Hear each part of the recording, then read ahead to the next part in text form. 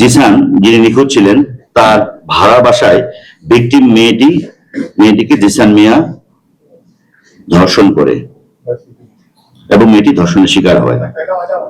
পরবর্তীতে বিভিন্ন সময়ে এই জিসান মিয়া প্রধান মেয়েটিকে বিয়ের প্রলোভন দেখিয়ে শারীরিক সম্পর্ক করে।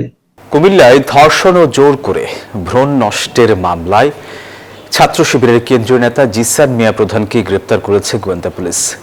জিসানের বিরুদ্ধে অপহৃত হওয়ার নাটক সাজানোর অভিযোগ আনা হয়েছে। এদিকে তাকে বহিষ্কার করেছে ছাত্র শিবির।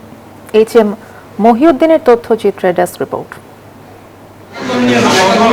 গত 11 জুন রাত 8:30টার দিকে দাউদকান্দি বাজার এলাকা থেকে ছাত্র শিবিরের নেতা জিসান মিয়া প্রধান নিখোঁজ হয়েছেন বলে উল্লেখ করে পরদিন থানায় একটি সাধারণ ডায়েরি করা হয়। এরপরই জিসানকে উদ্ধারে জেলা পুলিশের একাধিক দল মাঠে নামে। এক পর্যায়ে পুলিশ জানতে পারে 5 থেকে 6 মাস আগে ফেসবুকের মাধ্যমে দাউদকান্দির এক তরুণীর সাথে জিসানের পরিচয় হয়, গড়ে ওঠে প্রেমের সম্পর্ক। গত 20 মে দাউদকান্দি এলাকায় জিসানের ভাড়া বাসায় ওই তরুণী ধর্ষণের শিকার হন। জেলা পুলিশ সুপার কার্যালয়ে সংবাদ সম্মেলনে সাংবাদিকদের এসব তথ্য জানান জেলা পুলিশ সুপার মোহাম্মদ আনিসুজ্জামান। জিসান যিনি নিখোঁজ ছিলেন তার ভাড়া বাসায় ভিকটিম মেয়েটিকে জিসান মিয়া ধর্ষণ করে এবং মেয়েটি ধর্ষণের শিকার হয়। পরবর্তীতে বিভিন্ন সময়ে এই জিসান মিয়া প্রধান মেয়েটিকে বিয়ের প্রলোভন দেখিয়ে শারীরিক সম্পর্ক করে।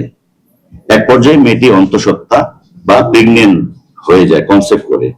এই ঘটনায় ওই নারী বাদী হয়ে দাউদকান্দি মডেল থানায় নারী ও শিশু নির্যাতন দমন আইনে মামলা দায়ের করেছেন। অভিযোগ অনুযায়ী ওই নারী অন্তঃসত্ত্বা হলে জিসান তাকে গর্ভপাত করানোর জন্য চাপ দেন। গর্ভপাত না করলে হত্যার হুমকিও দেয়া হয়। এই পরিচয় সূত্র ধরে তাদের মধ্যে মোবাইল ফোনে কথাবার্তা শুরু হয়। পুলিশ জানিয়েছে মামলায় জিসানকে গ্রেফতার দেখানো হয়েছে। তিনি বর্তমানে কুমিল্লা মেডিকেল কলেজ হাসপাতালে পুলিশি হেফাজতে চিকিৎসাধীন। চলছে তদন্ত। Desk report, news 24।